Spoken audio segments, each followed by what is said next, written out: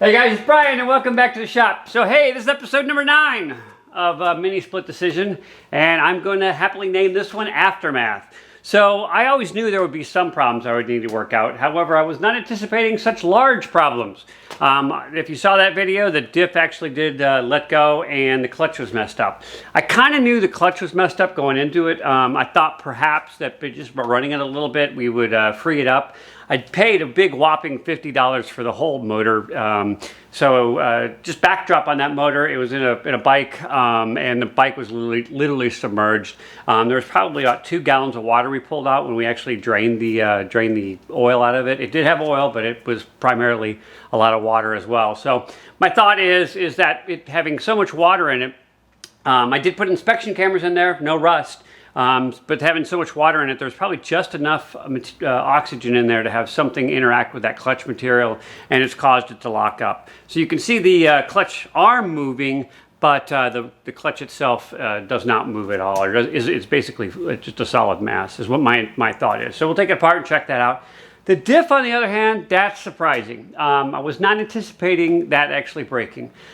In hindsight, that diff has pretty much been kind of beat up. I purchased it basically to do some mock-up, some prototyping for an electric motor assembly in a different project, and we really just never anticipated using it for anything. I know for a fact that the thing's been dropped on the ground, so there was probably like a little micro crack in there, just didn't see it, and when we actually applied power to it, it let go. But I'll share that with you too. So we'll go ahead and start tearing this thing apart, because unfortunately there no real good way of disassembling or getting to the parts that we need to without literally removing everything. But I'll go ahead and paint some of the parts since I've got it apart as well. So anyway, let me go ahead and start taking it apart and show you what we find.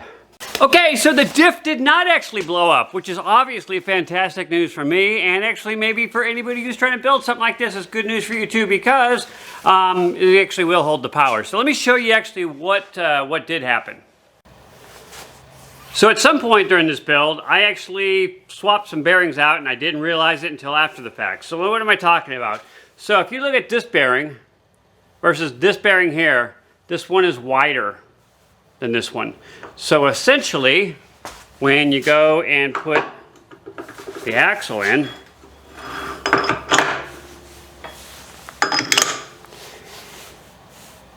you can see here that this one doesn't stick out as far versus this one. And a better illustration of this is when you go and put the gear on itself. So let me just zoom in on that.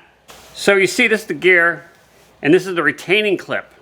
That retaining clip is actually locks into the little surface indentation on the gear. On the side with the bearing that's too large, you can see that it actually never protrudes. It's down maybe a little less than 1/4 of an inch, that it's actually too short. So what it essentially happened was, as we were driving around, or as I was driving around, this just basically came dislodged, and then the diff no longer functioned. So all I've got to do is basically reinstall everything with the right size bearings here.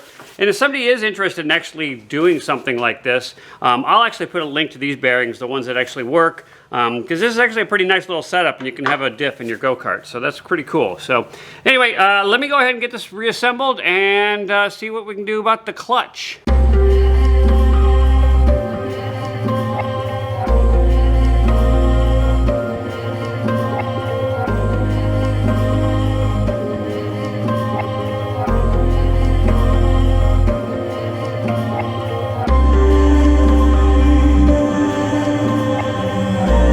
Back together again.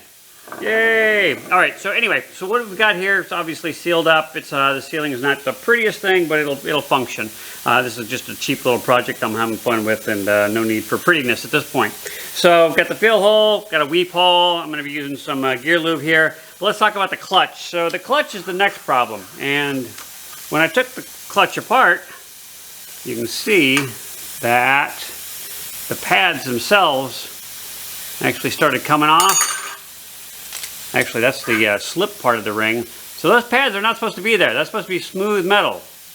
Left side's kind of burnt. That was probably when we were playing with it. But this thing is completely ruined. The clutch actually has iron in it, and so any of that water material basically interacted with the smooth portions and kind of fused. So we can tell about the water line based on the pattern. So it looks like the motor was only about half filled up with water instead of all filled up. So I've ordered a new clutch. There's nothing, this is just complete junk. So we'll get a new clutch in here, we'll get this reinstalled, and we'll see what the little buggy does after that. All right, so I've got the diff set aside, letting it dry, letting that stuff cure up. I've got to wait for the clutch, so it's kind of hard to really reassemble this thing until those two things happen. So you know what that means? That's right, I'm going to start another project. Not exactly. Hey, we heard that the Beater National 5.0 is going to be held this weekend, and just so happens we had a car laying around. Imagine that. So we're going to take it over there and see what we can do. Let me introduce you to the car we got. Here you have it. Our entry to the Beater National. That's right, it's a 1996 Honda Civic Coupe with the original D-Series engine. 1.6 liter, thing makes like 80 horsepower. When it arrived here, that engine actually had a blown head gasket. So my son, who works at Proline Racing, if you're not familiar with Proline Racing, I will put a link in the description, but they are kind of famous in the drag racing world. They took that head over to his shop and actually milled it down, and so now we actually have good compression. Still only making about 80 horsepower, I think, but still better than nothing, I guess. We've gone ahead and stripped it, and we will steal some seats out of a different Honda that we got here, something a little bit better than the seats that were in there. They might have biological material, like a biohazard, not exactly sure. The only other thing we're going to do for this race, because it is off-road, is add these big tires to it. So we actually have to put some wheel spacers on to be able to get these on. I think I'm going to have to take the fenders off as well. But we'll put these tires on it, and we'll take it and see what happens. So if you're interested, that'll probably be the next episode on my channel. I'm not sure if I'll post it or not yet, but we'll see if it comes out okay. So I think that's going to wrap it up for this episode. So as always, from me and Dad Bob, thanks for watching, and we will see you soon.